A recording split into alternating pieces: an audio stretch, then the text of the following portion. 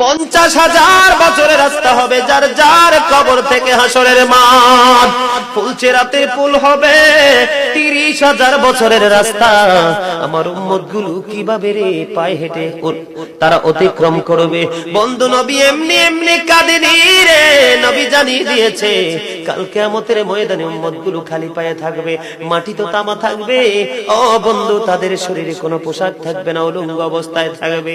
এবং মা আয়েশা প্রশ্ন করলো, গো প্রাণের নবী, জানতে মনে চায় নবী গো, এই যে আপনার উম্মতগুলো উলঙ্গ অবস্থায় খালি পায়ে সবাই থাকবে গো নবী, তারা কি নারী পুরুষ একসাথে? কয় হ্যাঁ, নারী পুরুষ একসাথে। তারা কি কেউ কারো দিকে নজর দিবে না?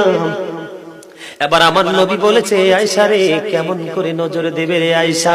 বন্যার পানি যেমনি প্রবল বেগে বৃদ্ধি পেয়ে পৃথিবীর মানুষগুলোকে গ্রাস করে ফেলে, কাল কিয়ামতের দিন এই জাহান্নামের আগুন